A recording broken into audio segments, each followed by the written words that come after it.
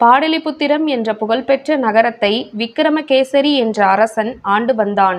அவனிடம் ஒரு ஆண் பஞ்சவர்ண கிளி இருந்தது. அதன் பெயர் சூடாமணி. அதற்கு நல்ல அறிவும் கூரிய புத்தியும் இருந்தது. அந்த கிளியின் அறிவுரைப்படியே மகத நாட்டு ராஜ குடும்பத்தைச் சேர்ந்த சந்திரபிரபா என்ற பெண்ணை மணந்து கொண்டான். ராணி சந்திரபிரபாவும் பெண் கிளி ஒன்றை வளர்த்து வந்தாள். அந்த பெண் கிளியும் ஆண் கிளியைப் போலவே புத்தி கூர்மையும் விவேகமும் பெற்றிருந்தது. ஒரு நாள் ஆண்கிளி பெண் கிளியிடம் சென்று, நாம் இருவரும் ஒன்றாக ஒரே கூட்டில் வசிக்கிறோம், ஒன்றாக சாப்பிட்டு தூங்குகிறோம். ஆகவே நீ என்னை மணந்து கொள் என்று கேட்டது. உடனே பெண் கிளி, எல்லா ஆண்களுமே நன்றி கெட்டவர்கள், கொடூர உள்ளம் படைத்தவர்கள். ஆகவே எந்த ஆணையும் மணக்க விரும்பவில்லை என்று பட்டென்று பதிலளித்தது. எல்லா ஆண்களுமே கொடியவர் என்று கூறுவது உண்மையல்ல. பெண்களே கொடிய குணமும் பிடிவாத சிந்தனையும் உடையவர்கள் என்று கோபத்தில் ஆண் கிளி கூறியது. இரண்டுக்கும் இடையே பெருத்த விவாதம் ஏற்பட்டது. கடைசியில் இரண்டும் ஓர் ஒப்பந்தத்திற்கு வந்தன. அரசனிடம் சென்று தங்களுக்கிடையே இருந்த விவாதத்தை பற்றி தெரிவித்தன. ஆண் கிளி ஜெயித்துவிட்டால் பெண் கிளி உடனே மணந்து கொள்ள வேண்டும்.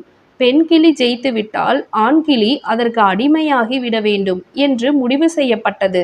அரசன் பெண் கிளியை பார்த்து, ஆண்கள் எப்படி நன்றி கெட்டவர்கள் சொல் என்று கேட்டான். கேளுங்கள் அரசே என்று ஒரு கதையை சொல்லத் தொடங்கியது. விசாலபுரம் என்ற ஊரில் தத்தன் என்னும் வியாபாரி இருந்தான். அவன் மிகவும் பணக்காரன். அவனுக்கு ஒரே ஒரு மகன் இருந்தான்.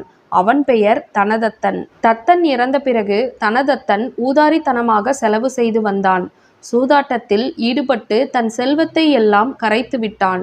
தன் ஏழ்மை நிலையை எண்ணி சொந்த ஊரில் இருக்க முடியாமல் வெளியூருக்கு செல்ல புறப்பட்டான். அவ்வாறு ஒவ்வொரு ஊராக சுற்றி வரும்போது சந்தனபுரம் என்னும் ஊரை அடைந்தான். அலைந்து அலைந்து சாப்பிடாமல் சோர்ந்து விட்டான் தனதத்தன். ஒரு வியாபாரியின் வீட்டுக்குள் சாப்பாடு கேட்டு நுழைந்தான். அந்த வியாபாரிக்கு அவனது தோற்றத்தைக் கண்டு, பெரிய செல்வந்தர் போல் இருக்கிறானே என்று நினைத்து சாப்பாடு போட்டு தன் பராமரிப்பில் வைத்து கொண்டார். ஏராளமான சீதனத்துடன் தன் மகள் ரத்தினாவளியை திருமணம் செய்து வைத்தார். அதன் பிறகு தனதத்தன் தன் மாமனார் வீட்டோடு சௌக்கியமாக இருந்து வந்தான். அவனுக்கு கிடைத்த திடீர் சந்தோஷத்தில் பழைய கஷ்டங்களை எல்லாம் மறந்துவிட்டான். செல்வம் மறுபடியும் சேரவே பழையபடியே அவன் ஊதாரித்தனமாக செலவு செய்ய ஆரம்பித்தான். திரும்பவும் தன் சொந்த ஊருக்கே போய்விட விரும்பினான். அதனால் மாமனாரை தினமும் தொந்தரவு செய்ய ஆரம்பித்தான். மாமனாருக்கோ ரத்னாவளி ஒரே ஒரு பெண். வேறு வழியில்லாமல் ஏராளமான சீதனத்தோடு நகைகளையும் போட்டு அவளை மாப்பிள்ளையுடன் அனுப்பி வைத்தார். கூடவே அவர்களுக்கு உதவியாக ஒரு கிழவியையும் அனுப்பி வைத்தார். மூவரும் நெடுந்தூரம் நடந்து வழியிலே ஒரு காட்டை அடைந்தார்கள். அங்கே திருடர் பயம் உண்டு என்று சொல்லி மனைவியிடம் இருந்த நகைகளை எல்லாம் கலற்றி தன் வசமாக்கி கொண்டான் தனதத்தன். பின்பு கிழவியையும் மனைவியையும் பாதாள குழிக்குள் தள்ளி விட்டு அங்கிருந்து ஓட்டம் பிடித்தான். இவ்வாறு பெண் கிளி தன் கதையை கூறி முடித்ததும் அரசன் ஆண் கிளியை பார்த்து, நீ என்ன சொல்கிறாய் என்று கேட்டான். ஆண் கிளியும், என் நியாயத்தையும் கேளுங்கள் மன்னா என்று கதையை கூறத் தொடங்கியது. கன்னியாபுரம் என்ற ஊரில் தர்மத்தன் என்னும் வியாபாரி இருந்தான். அவருக்கு கோடிக்கணக்கான சொத்துக்கள் இருந்தன. அவருக்கு வசுதத்தை என்ற ஒரே மகள் இருந்தாள். தன் மகளை உயிரை விட மேலாக நேசித்து வந்தார். தன் மகளுக்கு தங்கள் வசதிக்கு சமமான ஒரு மாப்பிள்ளையை பார்த்து திருமணம் செய்து வைத்தார். பார்ப்பதற்கு பேரழகு வாய்ந்தவன், இளமையும் செல்வமும் ஒருங்கே சேர பெற்றவனாக இருந்தான் வசுதத்தையின் கணவன். ஒரு சமயம் வசுதத்தை மட்டும் பிறந்த வீட்டிற்கு வந்திருந்தாள். அப்போது நல்ல அழகுடன் கூடிய ஒரு இளைஞனை பார்த்து காதல் கொண்டாள். அவனை தன் கள்ளக்காதலனாக்கி அங்கேயே தங்கிவிட்டாள். திடீரென்று அவளது கணவன் வசுதத்தை வீட்டிற்கு வந்தான். ஆனால் வசுதத்தை தன் கணவனை துளிக்கூட மதிக்காமல் நடந்து கொண்டாள். வழிநடை களைப்பால் அவளது கணவன் அன்று சீக்கிரமாகவே தூங்கிவிட்டான். அதே சமயம் ஒரு திருடன் வீட்டிற்குள் நுழைந்தான். வசுதத்தையும் காதலனை சந்திக்க ஆபரணங்களை போட்டுக்கொண்டு வீட்டை விட்டு கிளம்பினாள்.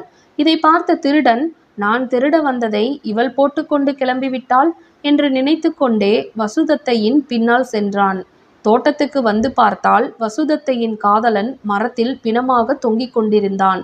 நள்ளிரவு நேரத்தில் திருடன் என நினைத்து நகர காவலாளிகள் சந்தேகப்பட்டு அவனை பிடித்து தூக்கிலிட்டனர். அதை கண்ட வசுதத்தை துயரம் தாங்காமல் கீழே விழுந்து புரண்டு அழுது புலம்பினாள்.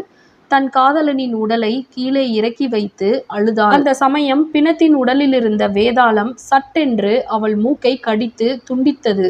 அவள் வலி பொறுக்க முடியாமல் வீட்டை நோக்கி ஓடி வந்தாள். இதையெல்லாம் மறைந்து நின்று பார்த்து கொண்டிருந்த திருடன் ஆச்சரியத்திலும் பயத்திலும் அங்கிருந்து ஓடினான். மறுநாள் காலை வசுதத்தையின் கணவனுக்கு தூக்கு என்று நாடு முழுவதும் தண்டோரா போட்டார்கள்.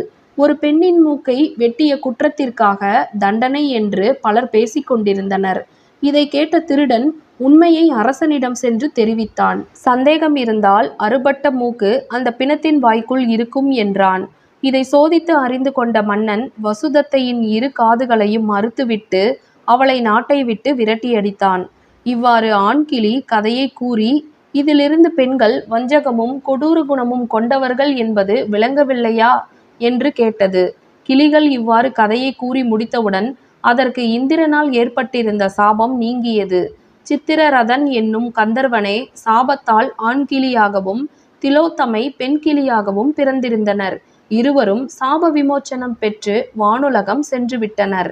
இதனால் இந்த வழக்கு முடிவு கிடைக்காமலேயே போனது. இவ்வாறு வேதாளம் இக்கதையை கூறி முடித்து மேற்கூறிய கதைகளில் கணவன் மனைவி ஆகிய இருவருள் யார் அதிக மோசமானவர்கள் என்று கேள்வி கேட்டது. விக்ரமாதித்தனும் மனைவியான அந்த பெண்தான் மிகவும் மோசமானவள் என்று பதிலளித்தான். இதை கேட்ட வேதாளம் சிரித்துக்கொண்டே மரத்தை நோக்கி பறந்தது. தமிழ் பென்சில் கதைக்களம் சேனலுக்கு சப்ஸ்கிரைப் செய்யுங்க. உங்க கருத்துக்களை கமெண்டில் பதிவிடுங்கள். நன்றி நண்பர்களே.